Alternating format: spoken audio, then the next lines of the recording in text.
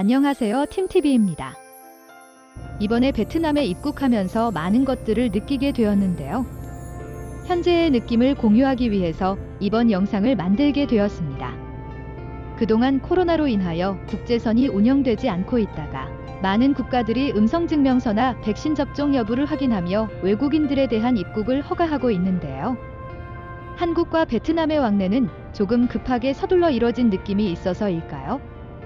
아직 각 국가별로 필요한 서류나 내용들에 대한 자세한 설명이 이루어지지 않고 있으며 일부 채널에서는 잘못된 정보들이 넘쳐나기도 합니다. 그로 인하여 많은 분들이 막상 공항에 도착하여 당황스러운 상황을 직면하곤 하는데요. 저의 경우에도 출국을 위한 영문 음성증명서를 발급해보지 않았던 병원에서 진행을 했기 때문에 다시 한번 공항에서 PCR 검사를 진행해야만 했습니다. 물론 병원이나 제 잘못이 아닌 처음 겪는 일에 대한 시행착오였던 것이죠. 공항에서 신속항원 검사를 다시 진행했기 때문에 시간이 지연되었고 원래 계획했던 물품들을 면세점에서 구입할 수도 없었습니다. 무리해서 쇼핑을 하다가 탑승 시간에 늦어서 다른 분들께 민폐를 끼치고 싶진 않았기 때문에 천천히 에어트레인을 타기 위해 이동하는 중에 한 베트남 청년이 갑자기 말을 걸어옵니다. 자신의 항공권을 보여주며 이쪽으로 가는 것이 맞아요? 저는 늦었습니다. 저는 같은 항공편인 제 티켓을 보여주며 콤사오라고 말해 주었습니다. 인천공항이 익숙하지 않은 그 베트남 청년은 탑승장이 멀리 있다고 생각한 것이죠. 탑승구를 확인하자 환하게 웃으며 저에게 고맙다는 인사를 하고 헤어졌는데요. 땀을 뻘뻘 흘리며 달려온 그 청년이 얼마나 고향을 그리워하는지 느껴졌습니다. 베트남 항공에 탑승해보니 역시 한국인보다는 베트남인들이 훨씬 더 많았는데요. 저와 같은 라인에 앉아 계신 분들도 모두 베트남인들이었습니다. 그때 바로 옆 통로에 계신 한국분께서 승무원에게 귀마개를 요청하셨는데요. 제 옆에 앉아있던 베트남인이 아저씨 필요하시면 이거 쓰세요라며 자신이 여분으로 가지고 있던 귀마개를 선뜻 내어주었습니다.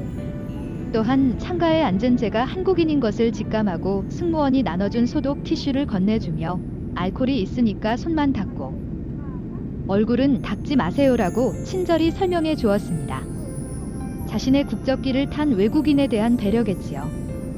그 이후에도 물과 기내식까지 친절히 챙겨주며 저를 신경 써 주었습니다. 한국에서 오래 일을 했기 때문에 한국어도 굉장히 잘했는데요. 항공기에 탑승하자마자 자신의 사장님께 전화하여 일은 어디까지 처리했는지를 보고하며 잘 다녀오겠다는 인사를 건네는 모습에 더 친근감이 느껴졌을 수도 있습니다. 베트남에 도착하여 저희는 각자 수화물을 찾아 들고 서로에게 이유도 모른 채 감사하다고 하였습니다. 항공기 안에서 또 다른 것들을 느낄 수 있었는데요. 이미 국제결혼으로 한국에 오셨던 많은 분들이 코로나로 가족들을 만나지 못했기 때문에 많은 여성들이 아이를 안고 탑승하였는데요. 평소 같으면 많은 분들께서 아이가 우는 소리에 불편해 하셨겠지만 이번만큼은 불평하시는 분들이 없었습니다.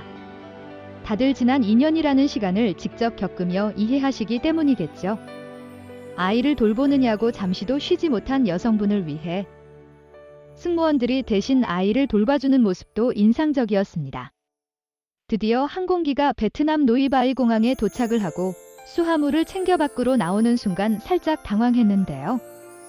몇 년 만에 집에 돌아오는 가족을 만나기 위하여 어마어마한 인파가 몰려있던 것이죠.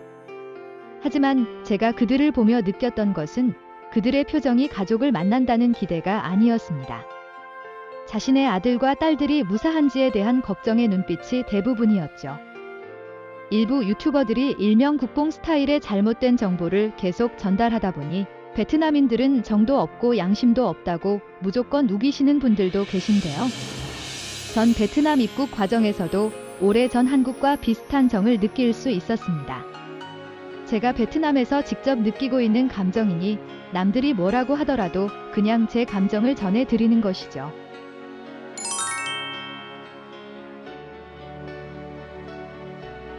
흔히 베트남에는 사기치려는 사람만 있다고 하시는 분들도 계시는데요. 조금만 알아보셔도 다른 분들이 이미 가지 말라는 곳과 하지 말라는 행동을 하시는 분들이 대부분입니다. 베트남과 한국은 당연히 다른 분위기를 가지고 있습니다. 한국은 대부분 정찰제로 모든 가격을 표시하도록 되어 있지만 베트남에서는 아직도 흥정하는 문화가 많이 남아있죠. 외국인이라서가 아니라 베트남인들도 물건을 살 때는 흥정을 합니다. 한국과 똑같이 생각하고 행동한다면 당연히 당황할 수 있는 상황들이 만들어질 수도 있는 것이죠. 하노이의 호안기엠 호수 주변은 관광지로 굉장히 유명한 곳이죠.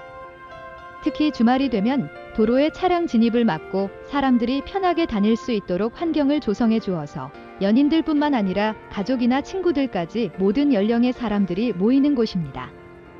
또한 베트남에서 다른 지역으로 관광을 갈 때도 이 주변에 많은 여행사들이 몰려 있기 때문에 여행도 즐기면서 중간 지점으로 사용하기 위하여 머무는 외국인들도 굉장히 많은 곳이죠. 물론 물가도 그만큼 로컬 지역보다는 조금 높은 편인데요. 정가로 판매하는 식당에서 말이 잘 통하지 않아서 눈빛과 몸짓으로 대화를 해도 서로가 편견 없이 웃어주며 때론 잔돈을 깎아주기도 합니다. 반면에 한국에서도 점점 사라지고 있는 손님이 왕이다라는 생각을 가지고 상인들을 대하신다면 큰 낭패를 볼 수도 있으니 조심하시기 바랍니다. 대접을 받으시려면 먼저 대접을 하셔야겠죠. 굉장히 단순한 원리입니다. 또한 베트남인이 먼저 자신에게 친절하기를 바라시기보다는 먼저 친절하게 다가가세요. 제가 베트남에서 항상 하는 패턴이 있는데요.